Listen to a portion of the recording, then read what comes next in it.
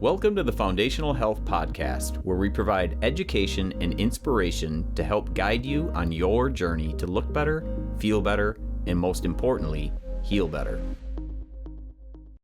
Hello, and welcome to the Foundational Health Podcast. I'm Dr. Kevin Schultz, and today we're going to talk about the importance of motion, which is the second pillar of the 5 pillars of foundational health.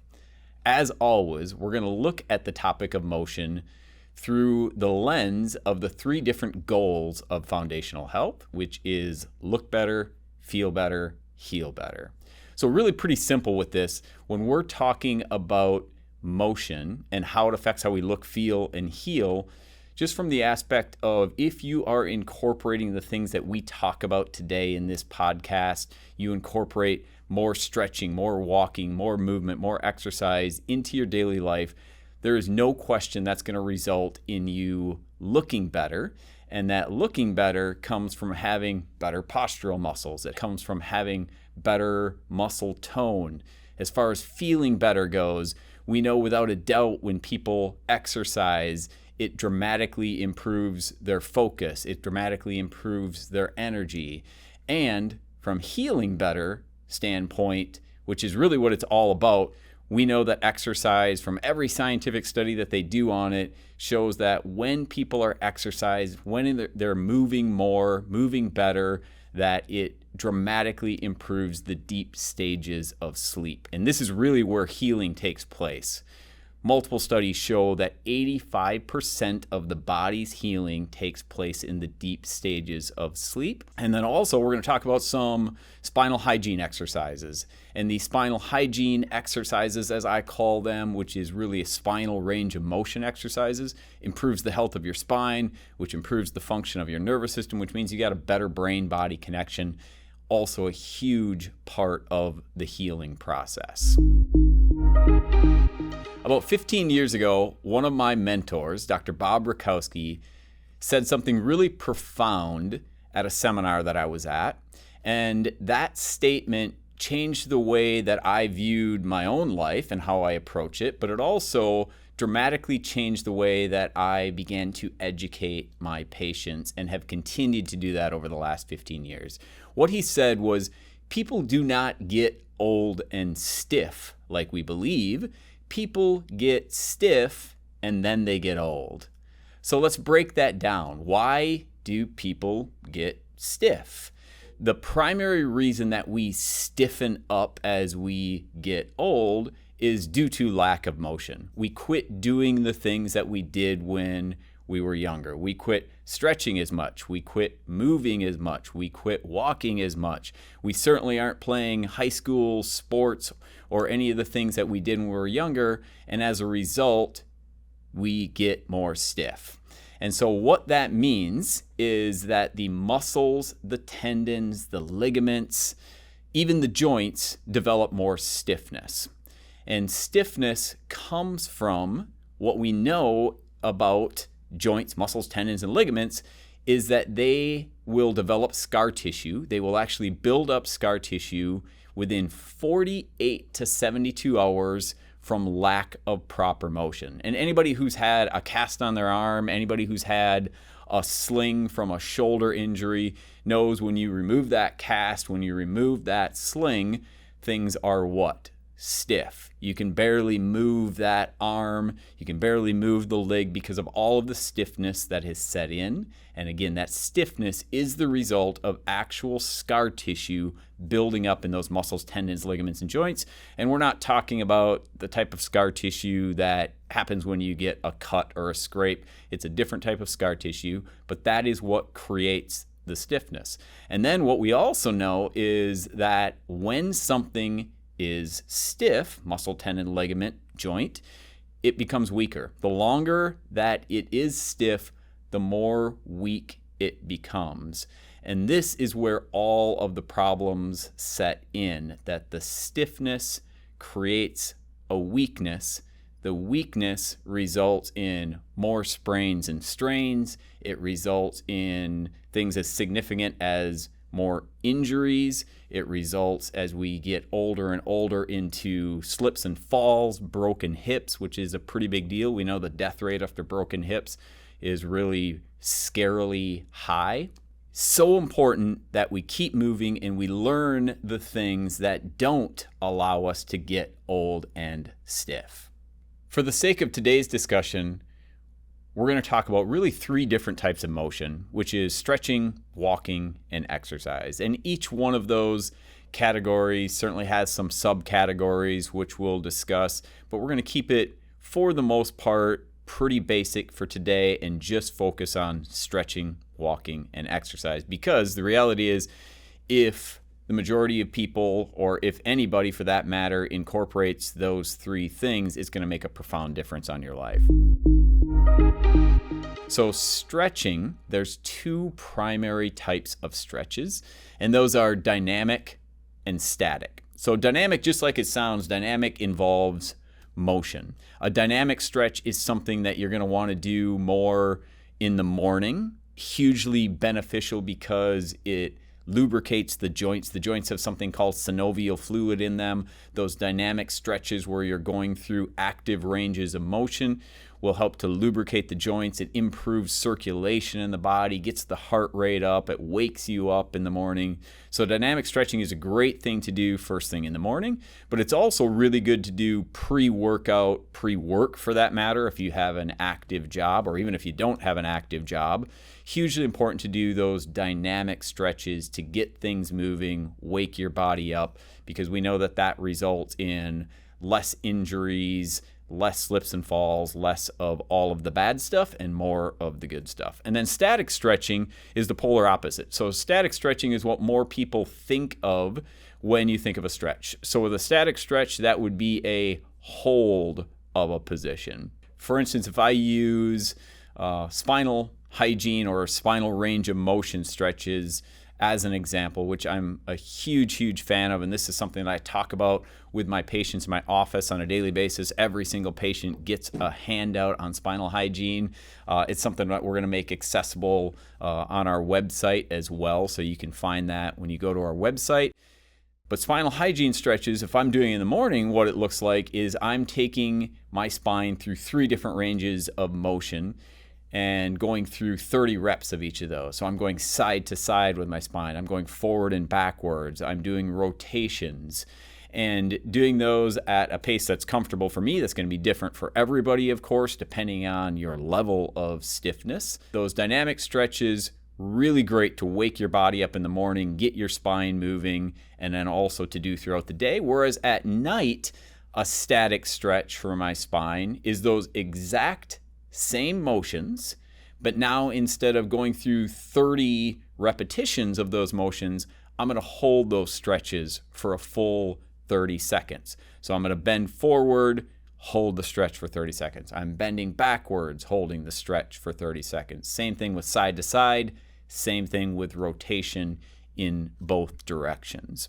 If I use the example of shoulder stretches, and by the way, spinal and shoulder stretches are 2 of really the biggest ones that I'm a huge proponent of to prevent a lot of the things that happen to people as they get age. And those shoulder stretches, for in the morning, I'm taking my shoulders ultimately through 4 different ranges of motion and dynamic ranges of motion, where I'm moving my shoulders, going through circles and what I call hugging myself in the morning. So really working those shoulders, increasing my circulation, waking my body up.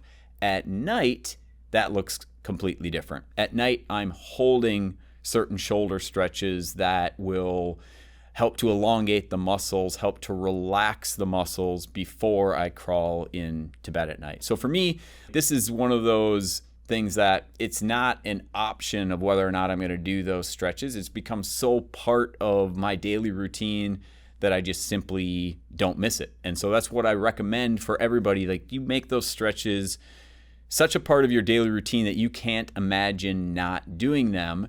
And I promise, the more that you do them, the better it will feel. And you also will get to the point where you can't imagine missing them, because you recognize what a difference it makes in how you feel throughout the day. And then when you do those static stretches at night before you go to bed, you also will notice a huge difference in how comfortable you are when you're lying in your bed, how much better you sleep, and how much better you feel when you wake up in the morning. Now, when we're talking about walking obviously sounds very simple. You're just going for a walk, and it is very simple, but there's different things that you can do to improve that. So first of all, anything is better than nothing, right? So no matter what, if you're just getting out there, then that's fantastic. Now, for those of you that want to improve upon that, there are some simple things that you can do that we know that will make walking even better for you. So for instance, if you take two groups of people, and they've done this in several studies now, if you take two groups of people and you have group one do a 45-minute walk every day versus group two doing 3 15-minute walks. So still 45 minutes, but they broke it up into 3 different times of the day that they did those walks. Both groups absolutely positively do remarkably better health-wise. They look better, they feel better, they heal better. Really every aspect of that improves, but it's even better when you're breaking it up into the 3 15-minute walks. It's got a lot of different terms. I like the term exercise snacks. This is really just by design with my work schedule, something that I've done for years where I'm doing resistance training, exercise, walking throughout the day at different periods of time, and just happened to get that right. But here's what the science shows as to why that is. If you're doing the 145-minute walk, great. You're getting movement, you're increasing circulation, all of the great things that walking does for your body. But if you're doing it in 3 15-minute sections, you're getting that at 3 different times of the day. So instead of a walk in the morning and then sedentary throughout the rest of the day, when you're doing a walk in the morning, walk over your lunch, a walk at night when you get home from work, those 3 different times are getting the blood flowing 3 different times. They're lubricating the joints 3 different times. They're getting your heart rate up. They're getting your respiration rate up. And all of those times throughout the day will have a bigger impact on your health than just doing it once. And then if you want to improve upon that even more, start throwing in things like hill walks, which is going to work your muscles in different ways. It's going to work your joints in different ways. It's going to strengthen those muscles in different ways. It's also going to increase your heart and respiratory rate because you're climbing a hill. Start walking on different terrains. So get off the road, walk through a park, walk through the woods. We know that when you're walking on different terrains, it's going to work your stability muscles more in your feet, your ankles, your knees, your hips. And all of those will make a huge difference and is so much better than if you were to just walk on the blacktop or the cement. And then the third aspect of motion that we're going to discuss is exercise. Now, exercise can be broken down into 2 different categories ultimately, which is cardiovascular exercise, just commonly referred to as cardio, or resistance exercise. And then resistance training gets broken down even further either into what we call strength training, which just like it sounds, you're getting stronger, or hypertrophy training, hypertrophy scientific term for meaning growth. And so strength training, muscles get stronger. Hypertrophy training, muscles actually will grow in size. Okay, so first let's talk about cardiovascular exercise. The primary benefit is it's increasing circulation in your body. It's increasing your heart rate. It's making your heart healthier. It's also increasing respiration rate, which means it's making your lungs healthier. So that is the primary purpose of cardiovascular exercise.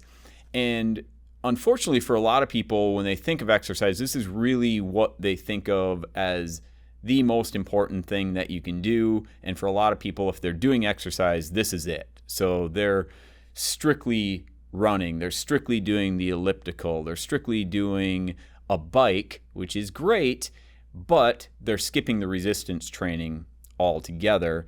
And I would argue, as would a lot of health experts, that the resistance training actually becomes more important than the cardiovascular. Now, in the ideal world, you're doing both cardiovascular as well as resistance training. So what cardiovascular exercise looks like is I'm going to break it down into the different aspects of it. First, it's important to understand that there are different zones. Almost everybody's heard of the workout zones or the heart rate zones, and They're categorized as zone 1 through 5. Zone 1 is 50 to 60% of max heart rate, and then you work your way up through the zones till you get to zone 5, which is 90 to 100% of max heart rate. And the way that you can find out what your max heart rate is, this is just kind of a crude equation for figuring it out, but it also works well for the large majority of people. You take the number 220 and then you subtract your age. So if I use myself as an example, you get 220 minus age, I'm 50 years old. That means 170 is my max heart rate. And so now if I'm looking at like, okay, I want to be in zone 3, which is really considered like moderate cardiovascular exercise, that zone 3 is 60 to 70% of max heart rate.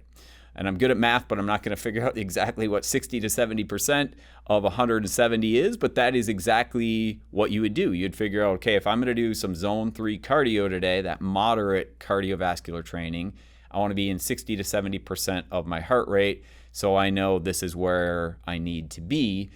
Obviously, from there, you've got to do one of two things. You've either got to, what I used to do when I first started doing cardiovascular exercise and monitoring my heart rate, I would just stop after a while. I would check my pulse on my wrist, which you can very easily feel, or I would check it up here in my neck, count that for 15 seconds, multiply it by 4. So if my heart rate in 15 seconds, if I'm counting like I've got 20 beats in 15 seconds, I know I'm up to 80 beats per minute. So that's one simple way without any equipment whatsoever that you can monitor your heart rate, get an idea of where you're at. And then the next level would be you're actually wearing a heart rate watch. You can get some really low cost, simple heart rate watches anywhere. You can get those at Walmart. You can buy them on Amazon. And they work incredibly well if you're just trying to find out what zone of cardiovascular training you are in. So for the sake of today and for this podcast, it's going to be impossible to discuss every single aspect of cardiovascular exercise. But there's tons of programs out there. There's tons of things that you can do. I recommend doing some YouTube for exercises that you prefer. Like, what does that look like if I want to do more cycling and be in the different heart rate zones? And I'll give you an idea of what a full week should look like when you're tying all of the exercise together. So we're going to move into resistance training. So resistance training means that you are doing some form of resistance for your muscles, just like it sounds. And resistance training, as I mentioned, can be broken down into two different aspects, which is strength training and then also hypertrophy training. So the strength training and hypertrophy training, for the most part, those are pretty difficult to separate. So if you're doing resistance training in any way, shape, or form, you're ultimately getting both strength and hypertrophy for the most part. But I'll tell you what I consider to be the most ideal ways to do that and the importance of it. So really with resistance training, we're talking about muscle, and we're talking about building muscle in the body. And muscle, in a sense, has a bad rap, meaning that when exercise became like a big thing back in the 70s and 80s and 90s, in the Arnold Schwarzenegger days, really for the average person, cardiovascular exercise is where they made their focus. This is where all the science was. This is what the doctors talked about.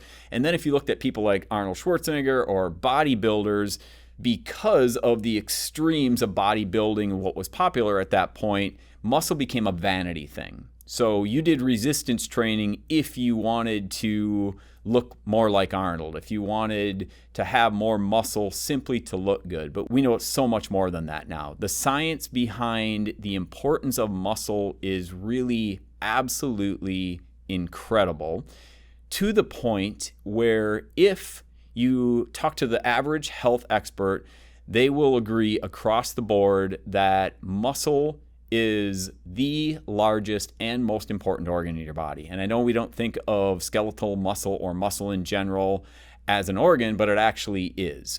It's the largest organ in the body, and it's often now referred to as the organ of longevity. The reason it's called the organ of longevity is because we know that muscle, when you have more of it, it decreases inflammation in your body. We know that muscle increases result in better detoxification. We know you have better metabolism. And I could go on and on with all of the benefits of having more muscle. So really you have to change your mindset from saying like, hey, I don't care about having muscle because my husband, my wife loves me just the way I am. I'm happy in my own skin. All of that stuff is fantastic, but this is about health. So muscle is not a vanity thing. Muscle is the organ of longevity. And if you change your mindset, then it will absolutely change the way that you approach your exercise. I can't recommend enough incorporating some form of resistance training into your daily routine. So when we talk about resistance training, if we go from the most simple aspect to where it gets a little bit more complicated, you have body weight exercises. So body weight exercises means you're simply using your own body weight to do an exercise. So that would be an air squat, for example. An air squat, just like it sounds, you're not squatting a bar, you're not squatting with dumbbells, you're just simply going into a squat position and back up just with your own body weight. A push-up is considered a body weight exercise. A pull-up, which obviously is a little bit more advanced for most people, but it's still a body weight exercise. So starting with simple body weight exercises, if you're not doing any resistance training whatsoever, is a great place to start. And then either advancing into, or for a lot of people, this is also a great start, would be doing resistance bands. Resistance bands are fantastic. And oftentimes, in fact, if I use Tom Brady as an example, Tom Brady has a resistance band training program. He's written books on this. I believe it's called the TB12 or Tom Brady Resistance Training Program. You'll find his training program on resistance bands. And most people aren't aware of this, but this is all Tom Brady did for like the last 20 years of his career was strictly resistance bands. So for a lot of people, that is enough. And it's really what you should be doing from the aspect of if you're older, if things are more stiff, if you don't have a lot of strength, it's a great way to do strength training with reducing injuries, just making it easier, having less equipment. You don't have to go to a gym, all of that. So tremendous benefits behind resistance bands. The next level would be machines. So machines, typically you're going to find those obviously in a gym. So usually requires a gym membership. But machines offer resistance training where it's a little bit safer than doing free weights. And then free weights, using things like dumbbells and barbells, that would be pretty much what most people would consider to be the advanced level of resistance training. Now, in my personal opinion, you should try to get to the point, if you're able, where you're doing every aspect of that. So you're incorporating into your weekly resistance program where you're doing some body weight exercises like push-ups and pull-ups and squats. You're incorporating resistance band training. You're incorporating machines if you belong to a gym, and certainly incorporating free weights, whether that's at home or in a gym. I will tell you, like, this is one of the biggest things that I hear from people when I start talking about resistance training, the importance of building muscle as we age. And this is primarily women, not to pick on women, but I get the same response almost all of the time. Well, I don't want big, bulky muscles. Well, I'm here to tell you that if it was easy to grow your muscles, everybody would probably be doing it. So it's not like you start using some bands, you start using some dumbbells, you join a gym for a couple of weeks, and all of a sudden your muscles are just out of the blue overnight enormous. It doesn't work that way at all. It's something that happens over time, but there are ways that you can change the way that your muscles grow. And so there's some really, really good science behind this now. My favorite person that I follow when it comes to the world of exercise is Dr. Andy Galpin. Last name Galpin. He has his own podcast called Perform. What I love about Dr. Galpin is he does some incredible studies on fit people, and it's legit studies that aren't funded by anybody, and they're strictly to find out what does the human physiology respond best to? How do muscles respond best if you're trying to strengthen them? How do muscles respond best if you're trying to grow them?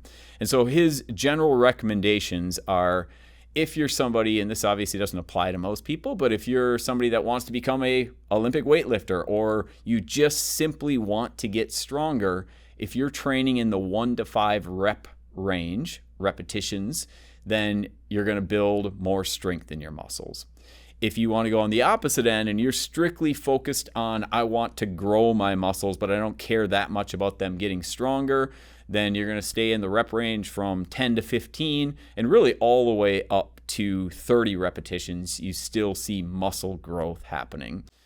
In between that is really where they kind of come together. And so this is where I'm a big fan of training at, which is in the 5 to 9 rep range. And this is where you see the best of both worlds, because we do need to get stronger. We do need to build muscle because, again, muscle is the longevity organ. The more that our body has, within reason, the better we're going to do long term when it comes to quality of life as well as length of life.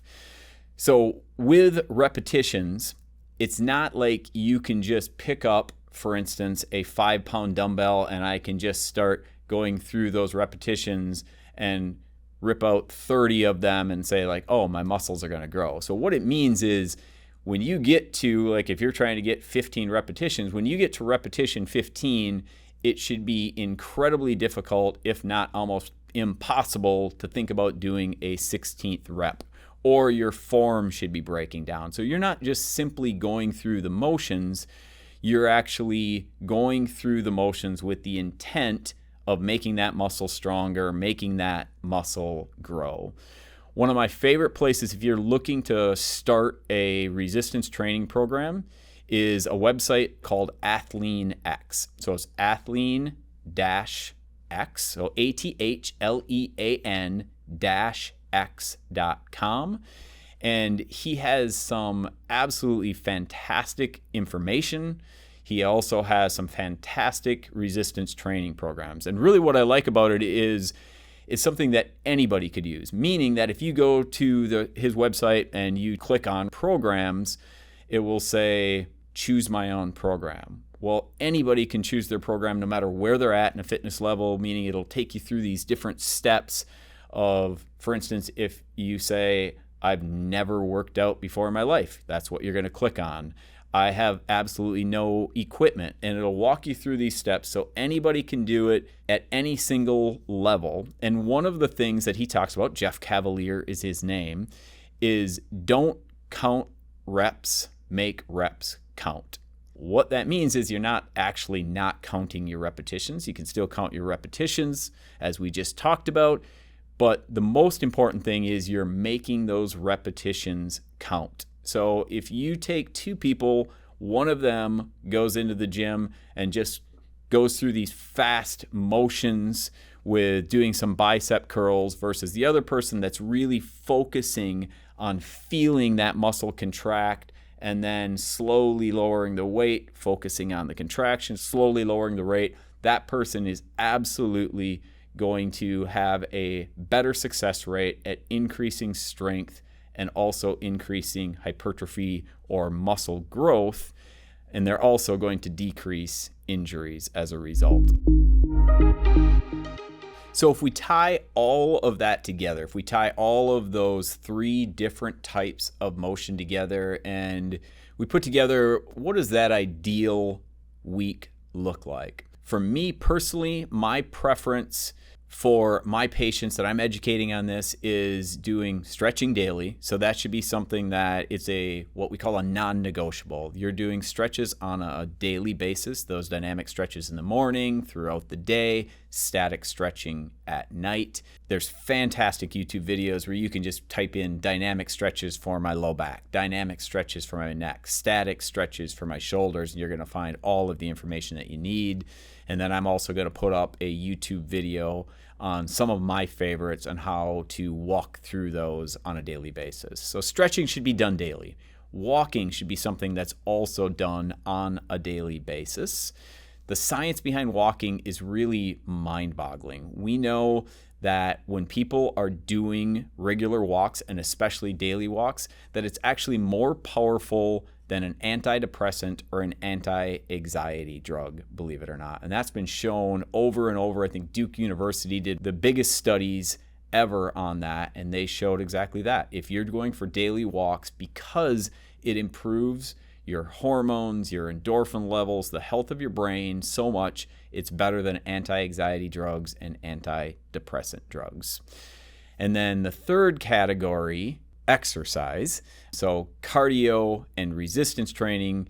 With cardio, doing it 3 days per week in the ideal world. And those 3 days per week, what that looks like is doing 1 day of moderate cardio. Moderate cardio would be in that zone 2, kind of the higher levels of zone 2 to the lower levels of zone 4, but primarily in that zone 3 of cardiovascular heart rate training. So 1 day a week of doing that, 1 day per week of doing a high level of cardio, so more in that zone 4 to zone 5. For a lot of people, that's more in that zone 4 level, where you're doing something that you're getting your heart rate up for about 20 minutes, 1 day a week, really into that high level. And then the third day is doing something called interval training. So interval training is really the most sustainable way to hit that zone 5, where you're in that 90 to 100%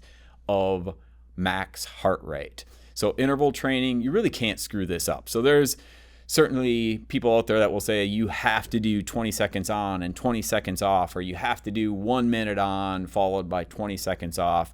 But the actual science shows that you can't screw it up. If you're just getting your heart rate up for anywhere from 20 seconds even to 2 minute period of time, whatever your body can take, and then you're allowing your heart rate to come down more into that 50 to 60, 70 to 80% range. So allow your heart rate to come down and then go back into getting it back up again and doing 20 minutes of that.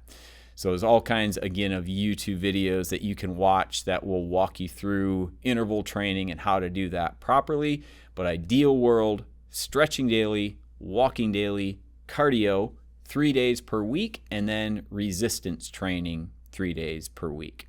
The resistance training, multiple different ways that you can do this. I actually follow Jeff Cavalier from Athlean X. I follow one of his programs where I'm doing what I call, or he calls rather, a push-pull legs. So push, just like it sounds, you're using the push muscles on that day. A pull, you're using pull muscles on that day.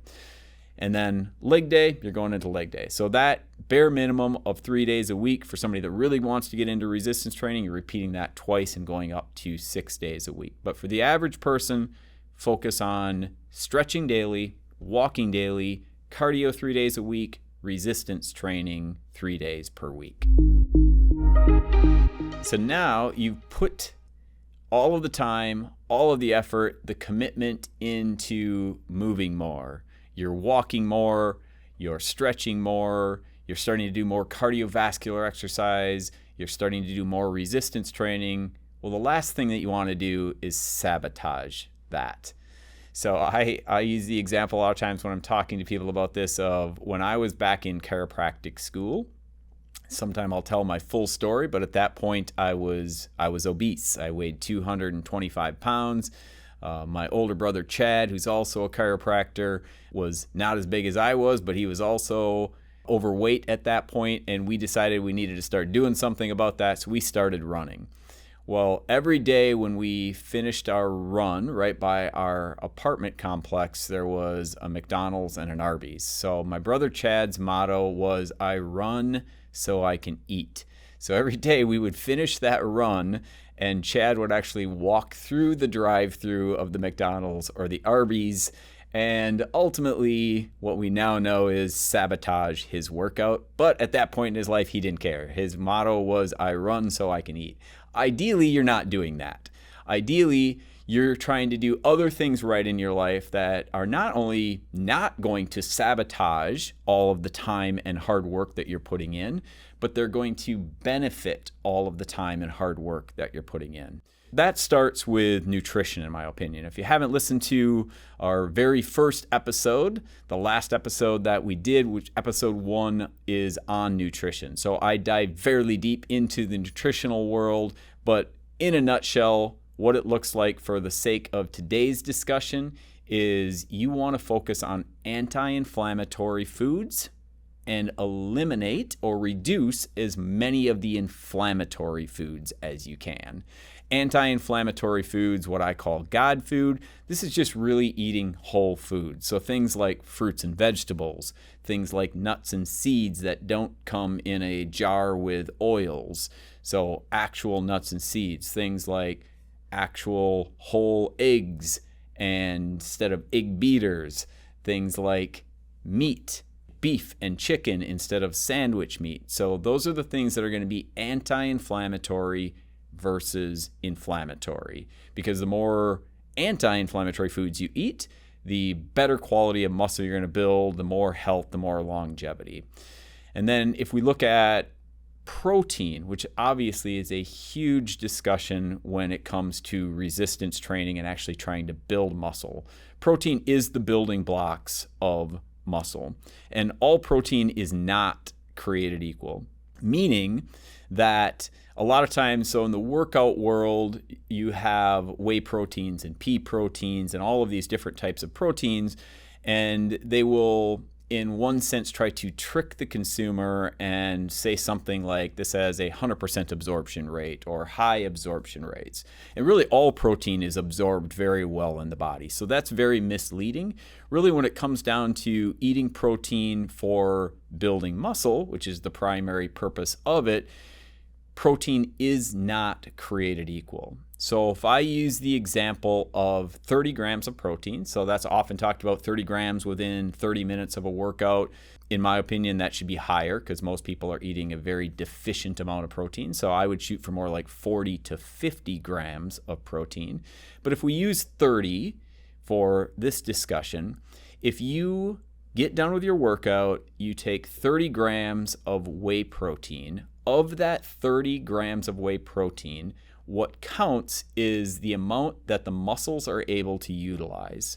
So whey protein has a utilization rate of around 17%. So that means you consumed 30 grams, 5 grams of it is going to building muscle in your body.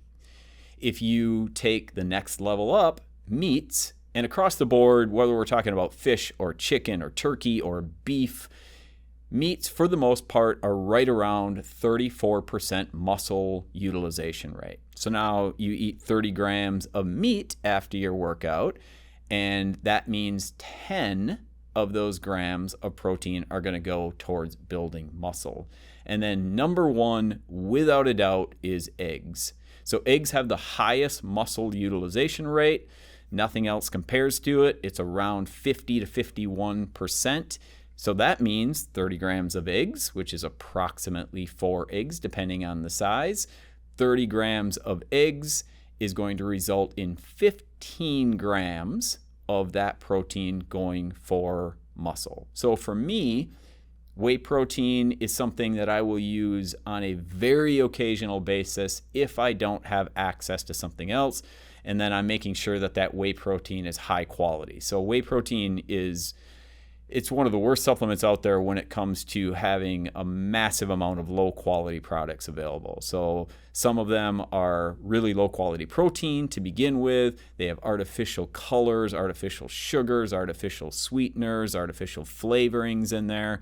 So you want something that is from 100% grass-fed cows at a bare minimum, and then doesn't have all of the fillers and the artificial stuff in it. So I use something when I use whey protein called naked whey. It's actually a goat whey protein, but in my opinion, that is about as good as it gets. On our website, we have whey protein from grass-fed cows, and if you're consuming whey, that is what you want to do. But if you want to get the best bang for your buck, start consuming more whole foods and focus on whole meats, whole eggs instead of protein powders. When it comes to hydration, this is another huge aspect. In fact, we're going to do an entire podcast. Our next episode is going to be focused on hydration. But for today, let's focus on two parts of hydration that can help you to benefit your workout instead of sabotaging it, which is trying to get a minimum of half your body weight in ounces of water per day. And technically, it would be half of your ideal body weight in ounces of water per day. So if you weigh 200 pounds, that doesn't mean that that's your ideal body weight. If you weigh 200 pounds and you know that your ideal body weight is something more like 180 pounds, well, then you're going to be shooting for 90 ounces minimum of water per day. And then you want to, at a bare minimum, have that water filtered so you're removing things like chlorine. So Brita would probably be the most common company out there. You can get a Brita pitcher for your fridge, a Brita faucet filter to put on your sink, and you're filtering that water to remove the chlorine, remove some of the other chemicals at a minimum. And then for supplements, this is also a huge part of making sure you're getting the most benefit out of your workout. So I always start with the foundational four. And we're going to have a separate podcast on supplements as well, where I'll talk about why it is so important to at least get the foundational four in, instead of like somebody saying, for instance, hey, should I be taking CoQ10 when they're not even taking a multivitamin? So the foundational four is a multivitamin, also an omega-3s from fish oils specifically, a spore-based probiotic I feel is without a doubt the best, and then a vitamin D3 with K2. On our website, we have a Shop Brands tab. If you click on there and then you click on Nutridyne, you'll see another tab for the foundational four supplements right on there. Those are some of the highest quality supplements that you can get, but a bare minimum, you want to start with those foundational four. And then if we go next level, there is what I call the workout four. So the workout four, and this is based on a ton of science, it's based on a bunch of research showing what are the most beneficial, the most ideal supplements if you're working out, doing cardiovascular, and especially resistance training. And those workout four for me that I know I'm not going to be without is doing things like creatine. So creatine has a bad rap. I'll just simply say that it's probably one of the most researched supplements out there, and some of the bad science in the past that scared people away from using it because of potential damage to their kidneys has been debunked and then some. So creatine is one that I personally would never be without. 5 grams per day is fantastic for muscle growth. And then if you want to take that to the next level, believe it or not, there's more research on the benefits of creatine for your brain, especially as you age, than there is for muscle. So for me, for my wife, we take 10 grams of creatine on a daily basis. So that's where I start when it comes to supplements for workouts, but then also pre-workout. So I do a lot of my workouts, especially on weekends, in the mornings. And my energy level isn't always the highest. I don't always feel like working out. And so I can't imagine doing a workout without having either a B complex vitamin in my system or caffeine. I personally do both of those. But you want to do something pre-workout to increase your energy. I guarantee you that will make your workouts better. The third workout supplement is protein, which we already talked about. So this doesn't have to come in a supplement. If you are doing a supplement, then making sure that it's a high quality protein, but otherwise just focusing on after that resistance training. The whole 30-minute window isn't necessarily something you have to shoot for, but it's still not a bad idea to try to get in 30 up to 50. I like to shoot for 40 to 50 for most adults. 40 to 50 grams of high quality protein within 30 minutes up to really 2 hours post-workout. And then supplement number 4 for working out is amino acids. I'm a huge fan of amino acids. They really are the building blocks of protein, and it is what makes up muscle in the body. So for somebody that likes to do what is called a fasted workout, so I'm a big fan of doing fasted workouts in the weekends, which means I'm not eating before I work out. The reason I don't eat before I work out is because I'm actually trying to not only build muscle, but I want to burn as much fat as possible. And I know I can do that better at a higher rate, according to all the research, if I'm working out without food in my system. So amino acids are a great thing that you can take that will help your body build muscle without breaking a fast. So I take a product called Body Health. I'm a huge fan of many of their supplements, but especially their amino acid tablets. I take 5 to 10 of those, which is 1 to 2 servings pre-workout. And then I will also take those before I go to bed at night, because I'm focused on not having food before I go to bed for a 2 to 3 hour window.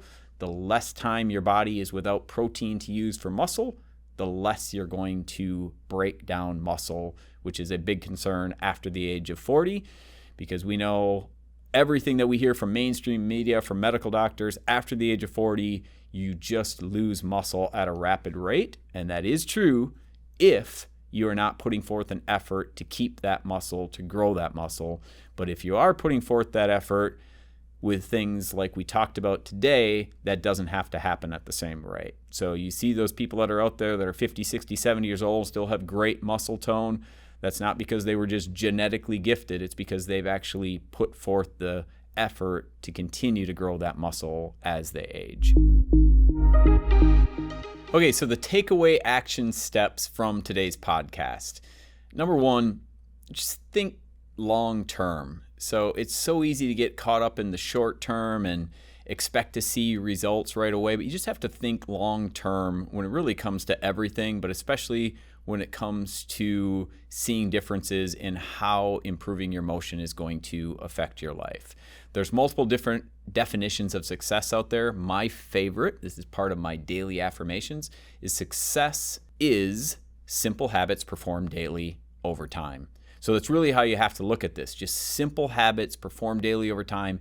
Doesn't have to be perfect, but just incorporate these things daily and it will get better over time. So some of those simple habits: focus on spinal hygiene stretches, those spinal range of motion stretches on a daily basis. 10,000 steps per day. If you're getting 10,000 steps per day, and I recommend step counters for keeping track of this, we know from countless scientific studies that 10,000 steps per day makes a dramatic difference in your overall health and longevity. And very scary, but the average American adult is averaging right around 3,000 steps per day. And we know the difference between the 3 and 10,000 steps is literally a night and day difference in what that does for your overall health. Next, start resistance training. Start some form of resistance training today. I'm a huge fan of athlean-x.com because you can customize a resistance training program to wherever you are at, no matter your starting level, your equipment level, whether you want to lose fat, gain muscle, do both. I highly recommend choosing both when you're doing that. If you need to lose fat, but the bare minimum, for sure, making sure that you're including building muscle for all the reasons we talked about today. The next takeaway would be movement is great. So don't get me wrong, movement is fantastic, but it's not exercise. It's not cardiovascular exercise. It's not resistance training. Those are separate categories. And I say this because I hear this on a regular basis in my office when I start talking to people about exercise. And the response often is, oh, I don't need to do that. I move at work all the time. I'm moving around the house. And that's fantastic. Movement is great. It is not exercise, completely different. So make sure you're separating that. The last, and this is always my number one takeaway, remember that you're a leader. People are watching you. Your kids are watching you. Your grandkids are watching you. You are a leader to those around you. And the best way to lead is always to lead by example. Until next time, make health your hobby. Thank you for listening to the Foundational Health Podcast. As always, if you would like to learn more about making health your hobby, visit our website at foundationalhealth365.com. and follow me on Facebook at Kevin Schultz, DC Foundational Health.